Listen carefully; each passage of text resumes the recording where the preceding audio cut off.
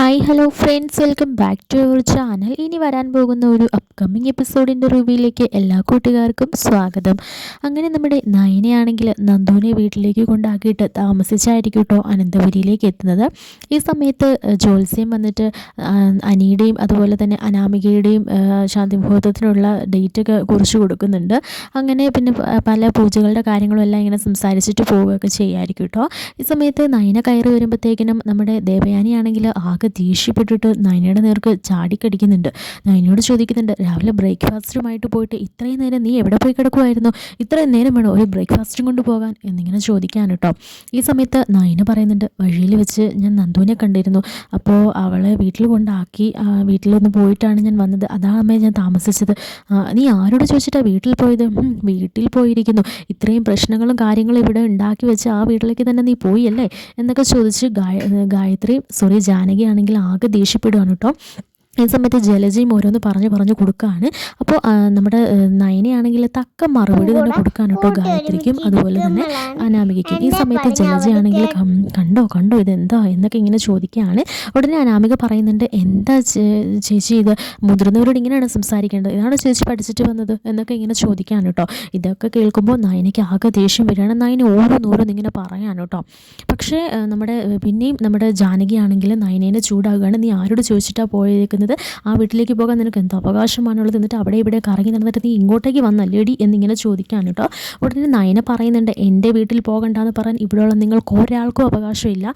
പിന്നെ എൻ്റെ വീട്ടിൽ പോകണം വേണ്ടിയെന്ന് ഞാൻ തന്നെ തീരുമാനിച്ചോളാം എന്നൊക്കെ ഇങ്ങനെ പറയാൻ കേട്ടോ നയന. അതൊക്കെ കേൾക്കുമ്പോൾ ജലജ ഇങ്ങനെ ഓരോന്ന് പറയുമ്പോൾ നയന ജലജയ്ക്ക് നല്ല മറുപടി കൊടുക്കുകയാണ്. ഈ സമയത്ത് ജലജയ്ക്ക് കലി ഇളകി നമ്മുടെ നയനനെ അടിക്കാൻ വേണ്ടി കൈ ഓങ്ങുകയാണ് കേട്ടോ. ഈ സമയത്തായിരിക്കും നമ്മുടെ ദേവയാനിയുടെ മാസ് ഡയലോഗ്. ദേവയാനി വന്നിട്ട് പറയുന്നുണ്ട്, ജലജെ തൊട്ടുപോയേക്കല്ലേ, അവൾ എൻ്റെ മരുമകളാണ്. അല്ലെങ്കിൽ തന്നെ എൻ്റെ മരുമകളെ പറയാൻ നിങ്ങൾക്കൊക്കെ എന്താ അവകാശമുള്ളത്? അവൾ അവളുടെ വീട്ടിൽ പോകണ്ടെന്ന് പറയാൻ നിങ്ങളാരാ? അവൾ ഇവിടേക്ക് കയറി വരരുതെന്ന് പറയാൻ നിങ്ങൾക്ക് എന്താ അവകാശമുള്ളത്? എന്ത് അധികാരമാണുള്ളത്? അവളുടെ മേളിൽ ഈ വീട്ടിലേക്ക് മരുമകളായിട്ട് വന്ന പെൺകുട്ടിയുടെ മേളിൽ കൈ ഓങ്ങുന്നോ എന്ന് ചോദിച്ച് ജലജയ്ക്ക് നല്ല ഇത് കൊടുക്കുകയാണ് കേട്ടോ. അങ്ങനെ ജലജയുടെ ജാനകിയുടെ വായടപ്പിക്കുകയാണ്. എന്നിട്ട് പറയുന്നുണ്ട്, ഇവളെ നോവിക്കാൻ നിങ്ങൾക്ക് അധികാരമില്ല. ഇത്രയും നാൾ നയന എന്ന് പറഞ്ഞ് പിന്നാലെ നടന്നിട്ട് ഇപ്പോൾ തനിക്ക് സ്വന്തമായിട്ടൊരു മരുമകൾ വന്നപ്പോഴത്തേക്കിനും അവളെ എടുത്ത് തലയിൽ വെച്ചിട്ട് ഇവളെ ചവിട്ടി താക്കുന്നോ?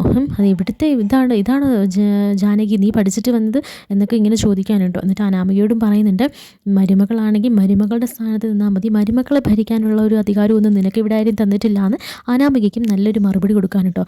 ഇതെല്ലാം കേട്ടുകൊണ്ടായിരിക്കും നമ്മുടെ ആദിയുടെ അച്ഛൻ വരുന്നത്. ആദിയുടെ അച്ഛൻ ഒരുപാട് സന്തോഷമാകുകയാണ്. കാരണം നമ്മുടെ ദേവയാനി നയനയ്ക്ക് സപ്പോർട്ട് പിടിച്ച് സംസാരിക്കുന്നത് കേട്ടിട്ട് സന്തോഷത്തോടെ ആയിരിക്കും കേട്ടോ വരുന്നത്. ഈ സമയത്താണെങ്കിൽ നമ്മുടെ മുത്തശ്ശി പറഞ്ഞിട്ട് മതി ഇനി എല്ലാം ഇവിടം കൊണ്ട് അവസാനിപ്പിക്കാം, അല്ലെങ്കിൽ തന്നെ നയന മോള് അവളുടെ വീട്ടിൽ പോകും. അത് പറയാനും അത് തടുക്കാനും ആർക്കും തന്നെ അവകാശമില്ല. ഇവിടെ എല്ലാവരും തന്നെ മരുമക്കളായിട്ട് കയറി വന്നവരല്ലേ. നിങ്ങളെല്ലാവരും നിങ്ങളുടേതായ വീടുകളിലേക്ക് പോകുമ്പോൾ എത്ര സന്തോഷത്തോടെയും എത്ര ആഗ്രഹത്തോടെയാണ് പോകുന്നത്.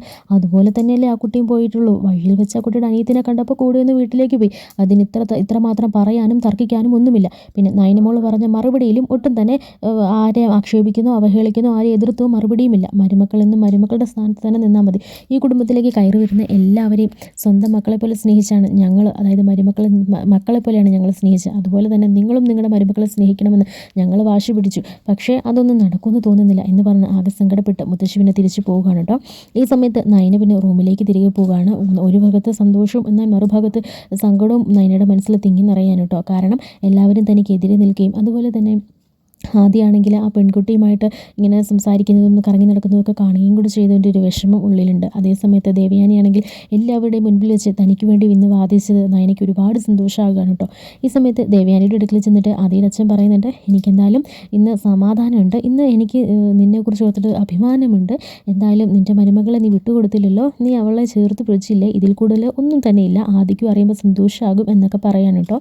ഈ സമയത്ത് ദേവയാനി പറയുന്നുണ്ട്, അവൾ ഒരിക്കലും എൻ്റെ മരുമകളാകത്തില്ല, അവളെ ഞാൻ ഒരിക്കലും അംഗീകരിക്കത്തുമില്ല. പക്ഷേ അവളെ ആവശ്യമില്ലാത്ത കാര്യത്തിൽ ആർക്കൊന്നും പറയേണ്ട കാര്യമൊന്നുമില്ലല്ലോ. അവളെ ഞാൻ ഇന്ന് അകറ്റി തന്നെയായിരിക്കും നിർത്തുന്നത്. പക്ഷേ അവളെ എല്ലാവരും വന്ന് അവളുടെ മെക്കിട്ട് കയറാനൊന്നും ഞാൻ അനുവദിച്ചു കൊടുത്തില്ല എന്നേ ഉള്ളൂ. അതിൽ ഞാൻ അവളെ ഇത്ര സ്നേഹിക്കുന്നു എന്നൊന്നും ചേട്ടൻ കരുതണ്ട എന്നൊക്കെ പറയാൻ കേട്ടോ.